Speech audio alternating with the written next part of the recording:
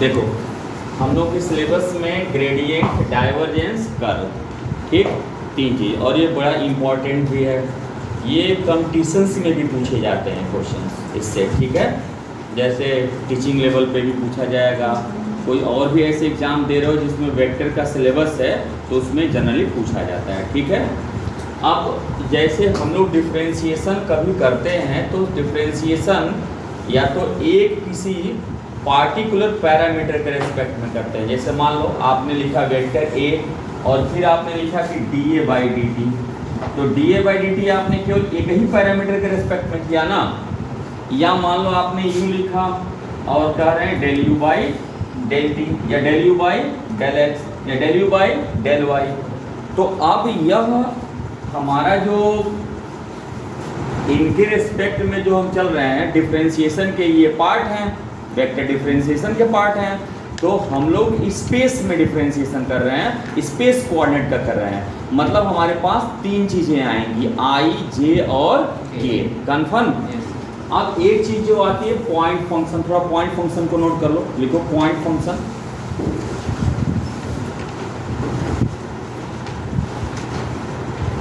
लिखो a function depending upon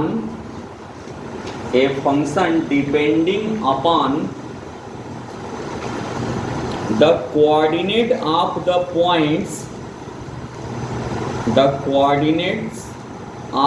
points of a region, हो गया, हाँ? Yes. In space is called point function,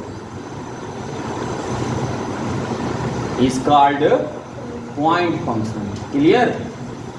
अच्छा, जिस स्पेस के लिए हम लोग कर रहे हैं ना बाबू, वो स्पेस जो है हमारा जो रीजन जो है, ठीक है, जिस रीजन में हम पॉइंट फंक्शन को ले रहे हैं वह रीजन कहलाता है फील्ड। उसे हम क्या कहते हैं? फील्ड। लिखो and the region is called field, हो गया। फॉर एग्जाम्पल में नोट कर लो, टेम्परेचर ऑफ रूम, हो गया, हाँ? Density of atmosphere,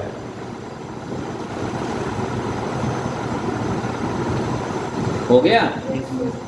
are scalar point function, इनको हम लोग स्केलर पॉइंट फंक्शन कहेंगे। लिखो are, A R E, are scalar point function, हो गया। इनको हम लोग क्या बोलेंगे? Scalar point function, confirm. Full stop कर दो। लिखो वेलोसिटी ऑफ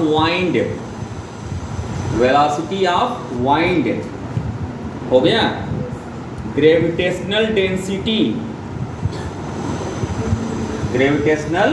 डेंसिटी और वेक्टर पॉइंट फंक्शन, हो गया। अब थोड़ा हेडिंग दे दो, लेवल सरफेस क्या होता है इसे नोट कर लो। लेवल सरफेस,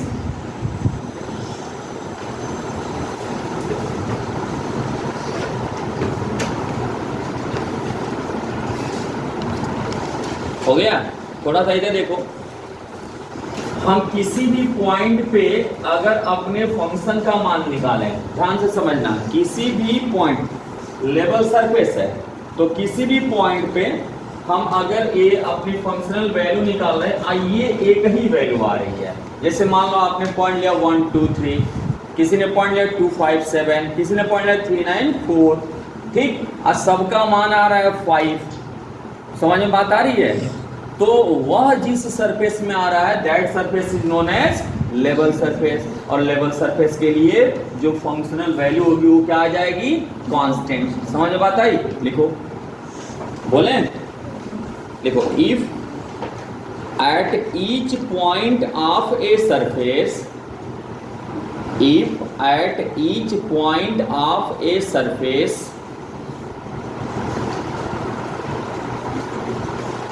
हो गया, कमा करो द फंक्शन, अब फंक्शन लिख दो phi X Y Z equal to C मत लिखना, फाई एक्स वाई जेड हो गया, has the same value, has the same value हो गया, देन द सरफेस, कामा करके लिखना, then the surface is called, then the surface is called an level surface, and level surface, एक minute नहीं, an level surface नहीं, an iso पहले लिख दो, iso surface, iso surface इसी को कहते हैं r level surface, ठीक ना, level surface, क्लियर हो गया? जल्दी बोलो, ठीक। अब देखो, एक हमारा जो स्पेस में हम लोग डिफरेंशिएशन का कोऑर्डिनेट लिखते हैं, इसको कहते हैं नेबुला, इसको हम लोग लिखते हैं नेबुला। नोटेशन बाबू होता है ये, ठीक है, नोटेशन ट्रिंगल का उल्टा करते हैं, ये बनेगा, ठीक है। और इसको हम जब डिफाइन करेंगे तो इसकी जो वैल्यू बनेगी वो बन जाएगी I del by del X J del by del Y plus K del by del Z, ठीक है। नोट करते रहना साथ साथ। नेबुला, नेबुला का नोटेशन हो गया डेल, डेल की वैल्यू हो गई I del by del X plus K del by del Y plus K del by del Z. Clear हो गया, बात समझ में आ गई? चले आगे। अब पहला है इंदो ग्रेडियंट, ग्रेडियंट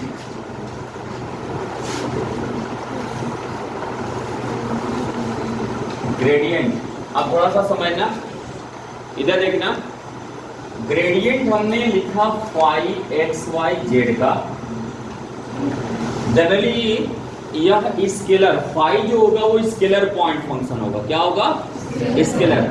मैं एक जगह नीचे और लिख रहा हूं डाइवर्जेंस, और एक जगह मैं और लिख रहा हूं कर्ल।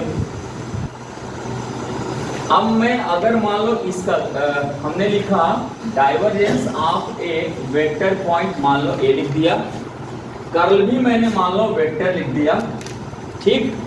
अब दोनों में जैसे इसकी वैल्यू हमें लिखनी होगी तो हम लोग लिखेंगे डेल डॉट, मैंने वही नेबुला को डेल हम पढ़ रहे हैं, डेल डॉट फाई। इसे भी लिखना होगा तो हम लोग पढ़ेंगे डेल डॉट ए, और इसे भी हमें लिखना होगा तो हम लोग पढ़ेंगे, इसको पढ़ेंगे डेल क्रॉस ए। कन्फर्म? अब थोड़ा सा इधर ध्यान देना, ये दोनों वैल्यू बिल्कुल डेल डॉट ही दिख रही है ना। तो आखिर ग्रेडियंट में और डाइवर्जेंस में डिफरेंस क्या है? जब हम दोनों की बात एक ही लिख रहे हैं, वैल्यू एक ही लिख रहे हैं, तो दोनों में अंतर क्या है, कोई आपसे क्वेश्चन कर सकता है, ठीक।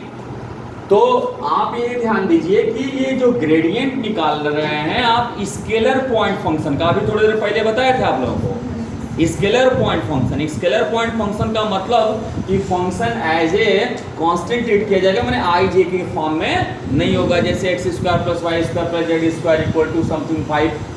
समझ में बात आ रही है? तो जब उसके साथ आई जे के नहीं रहेगा तो अब ये तो कांस्टेंट हो गया, तो इसका मतलब है कि डेल मैंने I del by del X, J del by del Y और K del by del Z. और बाबू इसके साथ आप फाई यूज करेंगे तो आपके पास ये क्या दिख गया, I del phi by del X, J del phi by del Y और K del phi by del Z. ये बात समझ में आ रही है? और यहाँ पर भी हम करेंगे तो बात तो वही आएगी, I del x del by del X, J del by del Y, K del by del Z. और आपके पास बाहर वेक्टर ए को मैंने लिख दिया a1i, a2j और a3k। तो अब आपके पास ये क्या बना, i डॉट i 1 हो गया ना, तो हमारे पास क्या बना, del A1 by del x, del A2 by del y, ये 2 है, और del A3 by del Z बन गया। ये सबको समझ में आ रहा है? अब हम यहाँ पे आए बाबू। अच्छा, तो इन दोनों में पहले मैं डिफरेंस समझा रहा था। आप देखिए तो यह जब आपने ग्रेडियंट निकाला तो ये वेक्टर मिल गया ना। Gradient of scalar point function is a vector quantity and divergence of A vector point function is a scalar quantity. दोनों में डिफरेंस समझ में आ गया? अब हम कर्ल की जब बात करेंगे तो देखिए डेल की वैल्यू आपको पता ही है, ये है ए वेक्टर हमने लिया ही है, तो दो वेक्टर का क्रॉस, तो क्रॉस कराने का फार्मूला यही है ना, I J K determinant method, और del by del x, del by del y, del by del Z, और वो यहाँ पर आपके पास आ गया A1 A2 A3। क्लियर?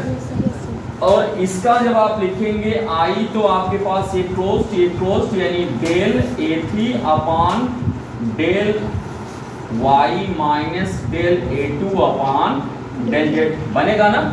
ये 2 है, ध्यान रखिएगा। फिर प्लस जे हमने ले लिया, ये क्लोज्ड, तो del A1 by del z minus del A3 by del x हो जाएगा ना। माइनस होता है तो मैंने बदल दिया है, पहले इसको लिखा है फिर इसको लिखा है। क्लियर? फिर आपके पास आ जाएगा के, तो के के लिए क्या करेंगे, ये क्लोज हो गया ना, यानी del A2 upon del x minus del A1 upon del y. समझ में आया? एक बार पीसीएस में पूछा था, पीसीएस के पेपर में, कि the rectangular component of A curl of A vector. अब हम लोग कर्ल तो निकालना जानते थे, रेक्टेंगुलर कंपोनेंट जो नहीं जानता था वो अब उसको सो जाए कहाँ से क्वेश्चन आ गया। जबकि क्या है, इन्हीं को हम रेक्टेंगुलर कंपोनेंट कहते हैं। The coefficient of I J and K are known as rectangular component of that quantity. Clear? तो अगर मान लीजिए आपसे पूछा जाए कि कर्ल की रेक्टेंगुलर कंपोनेंट क्या होंगे, तो आप इनको बोलेंगे, ये आई जे के को हटा देंगे, इतना कमा इतना कमा इतना बोल देंगे। समझ में बात आई? कोई आपसे पूछ रहा है कि gradient of scalar point function का रेक्टेंगुलर कंपोनेंट क्या होगा, तो रेक्टेंगुलर कंपोनेंट होगा इतना, इतना और इतना। कोई पूछे आपसे कि डाइवर्जेंस ऑफ स्केलर आप वेक्टर पॉइंट फंक्शन का रेक्टेंगुलर कंपोनेंट क्या होगा, तो कितना होगा। देखिए, अरे भाई अभी मैंने बोला कि जब आई जे के लगा रहेगा तब ने रेक्टेंगुलर कंपोनेंट उठाएंगे। ये तो एक क्वांटिटी स्केलर हो गई ना, तो इसमें कहाँ से रेक्टेंगुलर कंपोनेंट बनेगा, नहीं बनेगा। बात समझ में आ गई? इतनी बात सबको क्लियर हो गई? अब अगर मान लीजिए हमारे पास, ध्यान दीजिए, अगर कह रहा है कि कोई आपका वेक्टर है, ठीक ना, वेक्टर क्वांटिटी है, जैसे वेक्टर आपका ए, अगर कहते हैं कि इफ ए इज सोलेनॉइडल, ठीक ना, अगर ए सोलेनॉइडल है तो प्रूफ करिए। कोई कहे क्वेश्चन दे दे कि अगर ए सोलेनॉइडल है तो इसका मान निकालिए, या कह दे कि ये वेक्टर है तो इसको शो करिए कि सोलेनॉइडल है। क्लियर? तो हम क्या करेंगे, इसका डाइवर्जेंस 0 कर देंगे, डाइवर्जेंस 0 कर देंगे। मतलब अगर ये सोलेनॉइडल बोल रहे हैं कि ये वेक्टर ए ये सोलेनॉइडल वेक्टर, तो हम लोग तुरंत क्या करेंगे, इसमें जो है इसका डाइवर्जेंस निकालेंगे और सोलेनॉइडल कर रखिए, तो हम डाइवर्जेंस निकालेंगे, डाइवर्जेंस 0 हो जाएगा, तो हमारा वो जो वेक्टर क्वांटिटी होगी उसको सोलेनॉइडल बोल देंगे। समझ में बात आई? अब मान लीजिए कोई ऐसे ही देगा क्वेश्चन कि ये वेक्टर सोलेनॉइडल है, तो कुछ उसमें मान देगा, आई जे के गुणांक में से कुछ पूछेगा, तो जब 0 होगा तो आई जे के गुणांकों को 0 करेंगे तो रिजल्ट आ जाएगा। अभी मैं क्वेश्चन करूंगा वैसा। क्लियर?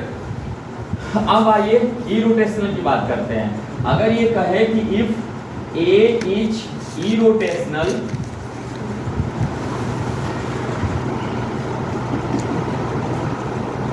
वेक्टर फील्ड है हमारे पास, तो बबू इसका कर्ल 0 कर दीजिएगा, curl A equals to 0। Clear? तो सोलेनॉइडल कहेगा तो क्या करेंगे, डाइवर्जेंस 0 करेंगे। अगर इरोटेशनल कहेगा तो क्या करेंगे, कर्ल को 0 करेंगे। क्लियर? थोड़ी एक्सरसाइज अपनी खोलिए आप लोग। ये नोट हो गया? सर फास्ट जल्दी स्पीड बनाइए। यस साथ साथ बोले तो नोट करते चलिए, टाइम कम लगे। नहीं रहने दो।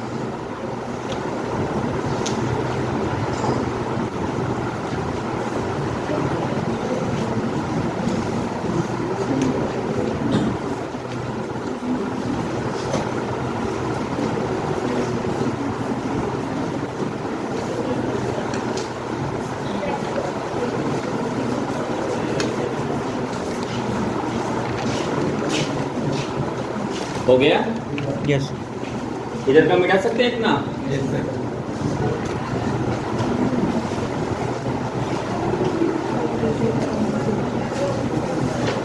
अब जैसे आपकी एक्सरसाइज से क्वेश्चन लिया गया है, क्वेश्चन पूछा जा रहा है आपसे, शो करना है यानी वैल्यू निकालनी है del are to the power n. बहुत ध्यान से यहाँ पे बोर्ड पे थोड़ा सा सीरियस सर्विस पे ध्यान दीजिएगा। Del are to the power n निकालना है। कहीं पर भी स्मॉल आर मिल जाए तो मैंने इसके पहले वाले लेक्चर में आपसे डिस्कस किया था कि वेक्टर आर जो होता है वो होता है एक्स आई वाई जे जेड के, और अगर इसका मॉड हम ले लें तो ये रूट में क्या बनेगा, x square plus y square plus z square बनेगा ना।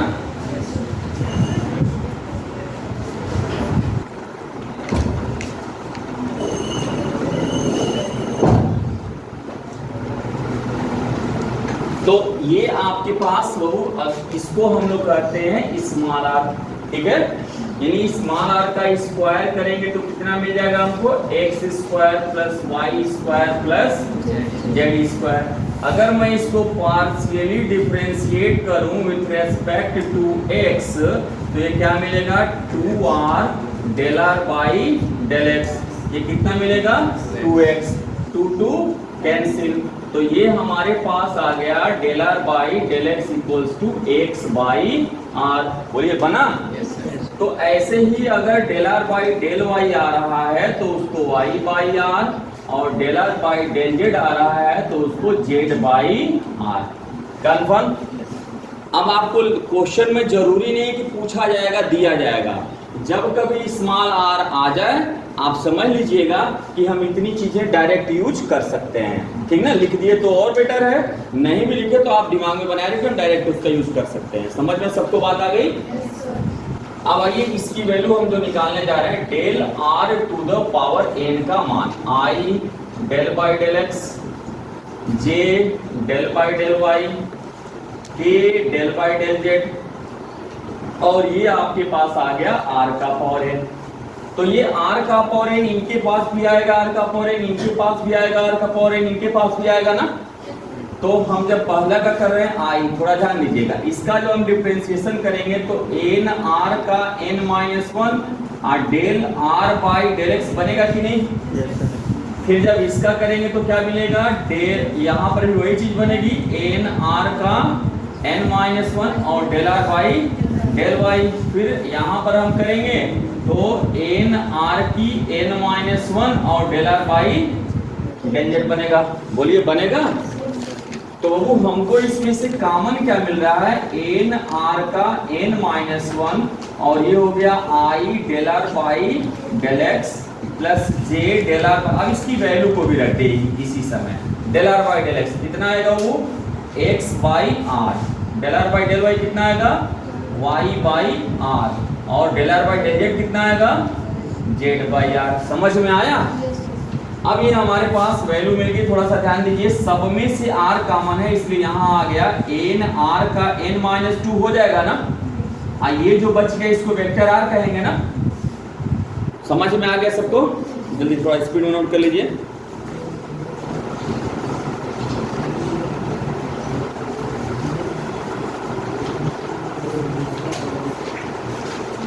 अच्छा, कहीं कोप्लेनर दिया गया हो कि तीन वेक्टर आपके पास, लिखते रहिए, तीन वेक्टर आपके पास कोप्लेनर है, कहीं पे कह दे कि if A B C are coplanar, तो मैंने पहले आपको बताया था, ठीक है, क्या बताया था, बॉक्स ए बी सी का मान क्या होना चाहिए, 0।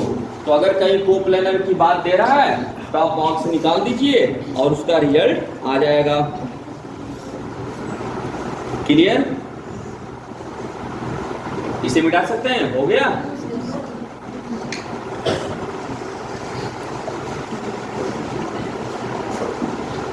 तब तक एक नेक्स्ट क्वेश्चन को मैं लिखूं, जल्दी करो जल्दी करो। ए की वैल्यू दिया गया है, 2 लाइन तो मिटा ही सकते हैं ना, इतना ऊपर का हो गया होगा ना।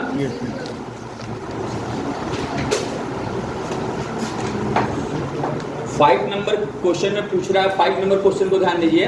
पूछ रहा है कि ए फाइंड एल सच दैट ए का मान दिया हुआ है, एक वेक्टर दिया है।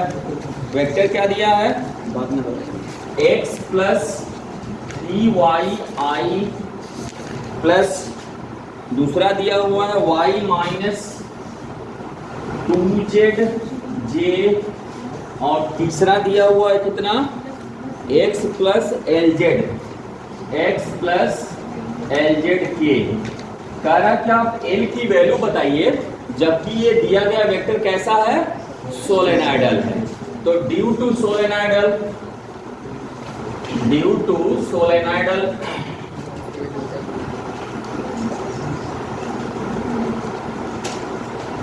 क्या हो जाएगा हमारे पास, del dot A equals to 0 बनेगा।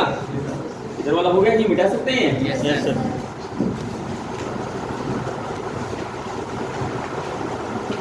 तो अब हमारे पास क्या आ जाएगा, डेल डॉट, यानी ये वैल्यू हमारे पास बन गई I del by del x, J del by del y और K del by del z बबू। और यहाँ पर आपके पास आ गया x plus 3y I, y minus 2z j और x प्लस LZ k।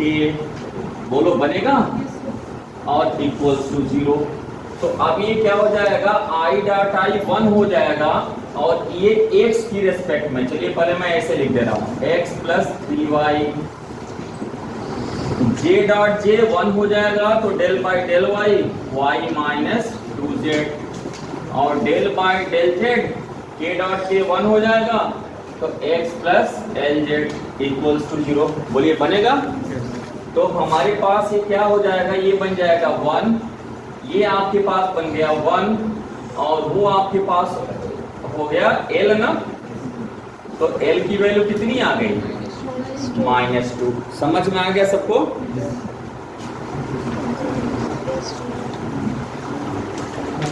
-2 ही उसको माइनस बना लीजिएगा, ठीक है। अब एक ई रोटेशनल का करा दें, तो तब आप लोग पूरी एक्सरसाइज करके आइएगा, जो नहीं आएगा उसको पूछिएगा, ठीक। ये हो गया, मिटा सकते हैं इसे। ऊपर की 2 लाइन को मिटा रहे हैं। f दिया हुआ है,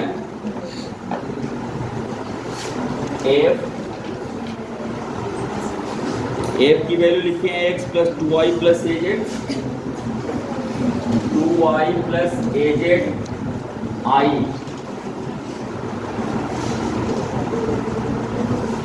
दूसरा है bx minus 3y minus z, bx minus 3y minus z j। ये वाला कितना है जी, 4x plus 4x plus cy plus 2z k। Clear? कह रहा है इसमें कि आप ABC की वैल्यू को बताइए। कह रहा है कि इसमें जो क्वेश्चन दे रखा है, इसमें ABC की वैल्यू को बताना है, लेकिन कब बताना है, जब हमारा दिया गया जो ये वेक्टर दिखा रहा है ये इस ई रोटेशनल है। कैसा है? तो अब हम इसको ई रोटेशनल की वजह से इसका कर्ल 0 करेंगे ना, तो हमने लिख दिया due to irrotational, due to irrotational curl F जो होगा वो 0 होगा, तो डेल क्रॉस एफ जो होगा वो 0 होगा। तो बबू ये हमने यहाँ पे डिटरमिनेंट ले लिया, I J K del by del x del Y और del by del Z. F मैंने पढ़ा इसका x plus 2y plus A Z. फिर दूसरा bx minus 3y minus Z. फिर तीसरा 4x plus cy plus 2z, ये इक्वल्स टू 0 आई। अब थोड़ा सा देखिएगा, डायरेक्ट लिख रहे हैं, ये क्लोज्ड और ये क्लोज, तो इसका इसके रेस्पेक्ट में y बाबू केवल c लिख रहे हैं, ये 0 हो गया, 0 हो गया, कन्फर्म। फिर आइए इसका z की रेस्पेक्ट में -1 होगा ना, जल्दी बोलो। फिर चलते हैं z, ये क्लोज्ड, इसको z की रेस्पेक्ट में a बनेगा ना, ये z की रेस्पेक्ट में ये हो गया। और अब इसको ले रहे हैं x की रेस्पेक्ट में 4 ना। फिर आते हैं k, ये क्लोज्ड, तो इसको हम ले रहे हैं x की रेस्पेक्ट में, तो b हो गया ना। और इसको ले रहे हैं y की रेस्पेक्ट में, तो 2 हो गया ना, इक्वल टू 0। कोई वेक्टर 0 कब हो सकता है? जब उसका i, j और k का कोफिशिएंट 0 ले लिया जाए, कन्फर्म। तो इसका मतलब क्या हो गया कि c minus 1 equals to 0, a plus